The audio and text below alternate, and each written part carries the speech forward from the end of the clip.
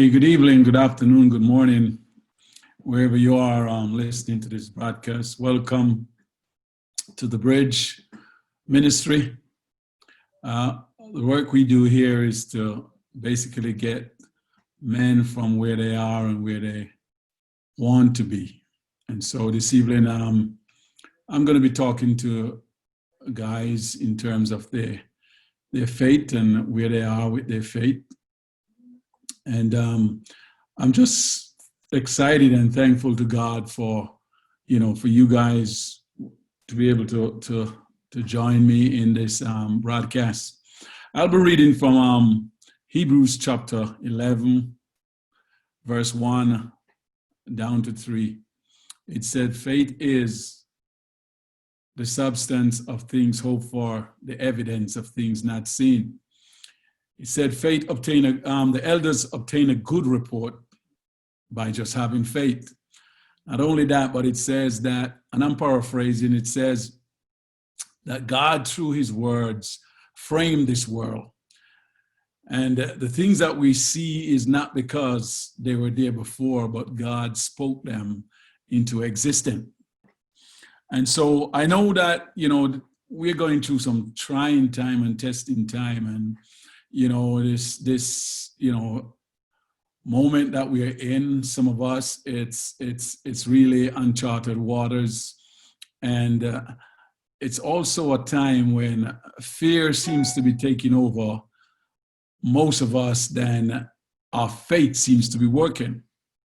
And I've always asked the question, this is my question, why is it us as Christian men, when we have to enter into the unknown, why is it that we allow fear to take over and not allow our faith to be developed and to be exercised and also to be executed?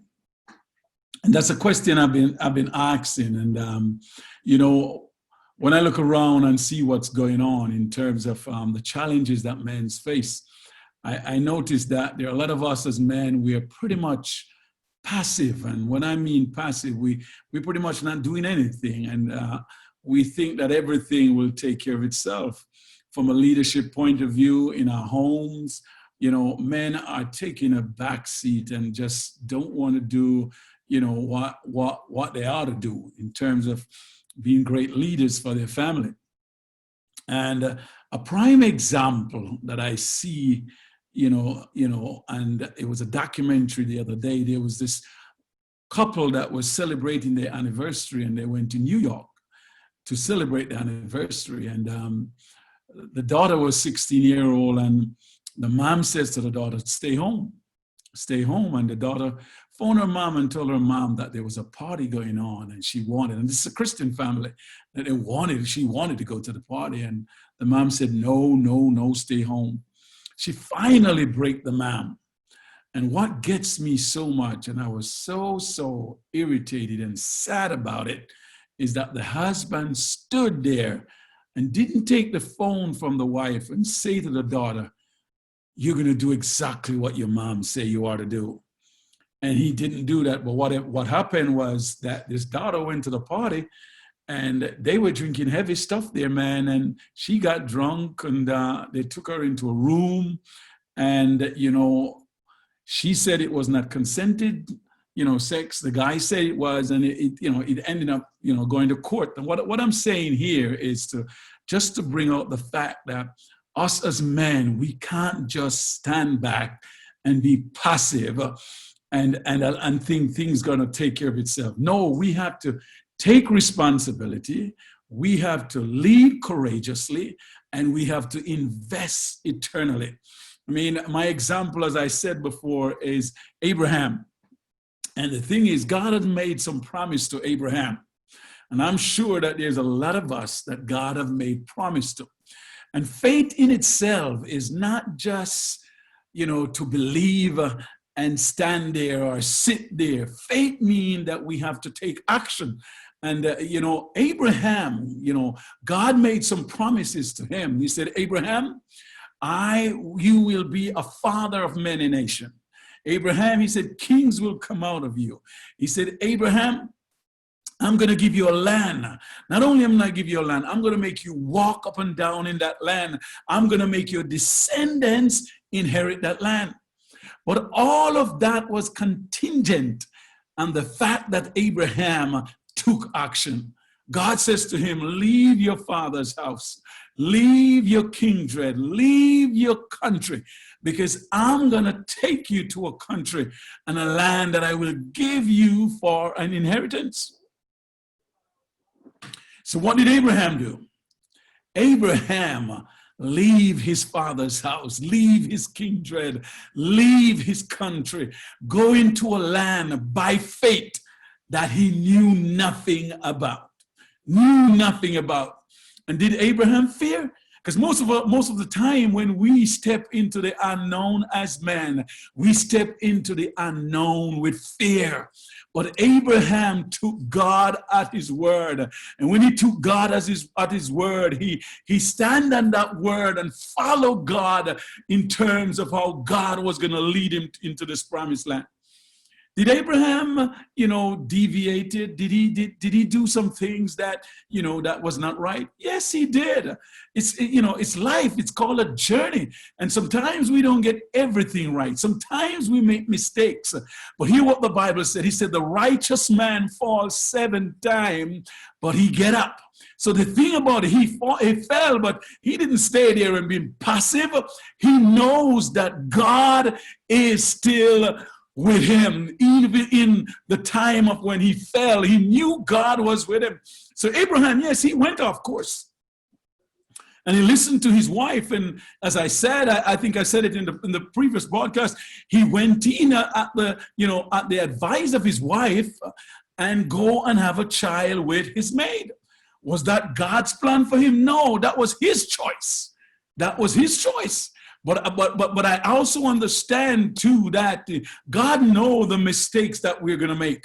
And let me tell you something. I have not come across anyone yet who have not made some mistakes in their lives.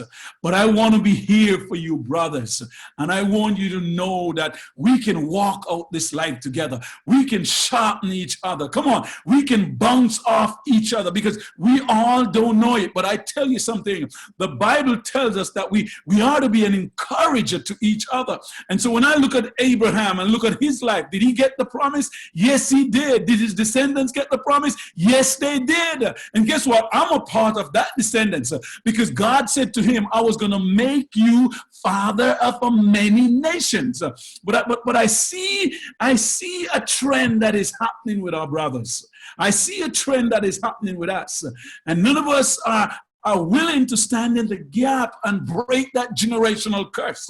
We watch how our parents live and we see how our fathers would just go to work and work the money and just take a layback seat when they come home. Some of them, their feet will be up on the settee. My day's done and I don't need to do anything more. And I see a trend that is continually happening in the church, and not only out in the church, but outside the church. And let me tell you something. Passivity, being passive, has no color on it. Because I've seen all demographics been taken down by this passiveness, and men are not rising up to what God has called them to be. And I'm sure if I ask you today who you are, most of you will tell me who you are by the profession that you do. Well, let's look at Paul for a minute. Paul was a tent maker. That was his profession. But I remember Paul saying to King Agrippa, I will be obedient to the heavenly vision. That vision that he got when he was on his way to Damascus. One of the questions that Paul asked God, he said, Lord, what will thou have me to do? And there's a lot of men, I believe strongly, that are not asking God that question. What will thou have me to do? And I think God is still asking the question that he asked in the garden. Adam, where art thou? And man, we are calling you into action, because the Bible said in Ephesians that we are the workmanship of Christ, created in Christ Jesus unto good works, that which he has ordained before, so you and I can walk in. You need to know, I know, and you need to know that you're the masterpiece of God. Not only the masterpiece of God, but God has some prearranged work that he has for you, and that work is called purpose. That's the reason why you and I was born. That's the reason why you and I came to earth. We didn't come to earth because of happen chance. We came down here because God has a purpose for our lives. And so today, I'm going to ask you this question over and over again. It doesn't make sense having the excuses. It doesn't make sense trying to put off God. What I want to know is what's happening with us as men. What's happening us? Why are we being quiet? Why are we being dumbfounded when God has a purpose for our lives? Help me to understand that question. Because I tell you this, there's a world out there waiting for the purpose that God has for your life and for my life. There's a world out there, let me say this to you brothers that are listening today, wherever you are, you came here with a mandate and a purpose for your life. And he that began that good work is able to perform it. What you need to know, you got to unlock the purposes that God has for you and find that purpose and walk in it and watch him anoint you to transform the world that you're living in.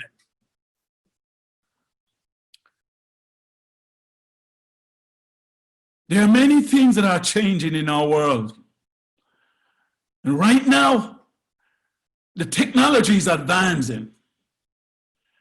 But let me say this to you, there are some constants that remain. And one of those constants is called purpose. Variables and constants. Variables are the changes that will happen in our lives. But it doesn't matter what happened, the purpose of God still remains. So I want to say to you this morning, this afternoon, this evening, man, it's time to arise because God has a purpose for us. And we're not here to walk by sight. We're here to walk by faith. Our great example, Abraham, he left his father's house. He left his country. He left his kindred because there was a purpose on him. A nation was going to be born out of him. Many nations was going to be born out of him. Who to tell what will come out of you when you fulfill the purpose of God for your life?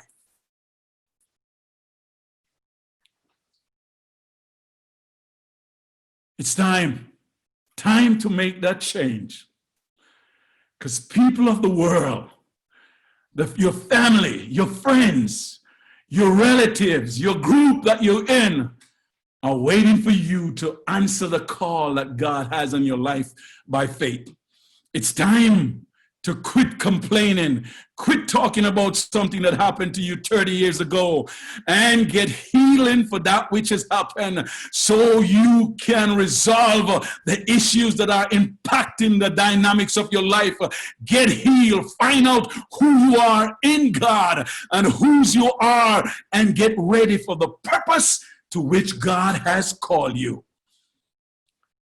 So I pray this day that you will find that purpose and unlock it by faith, and that you will walk in that divine call that God has for your life.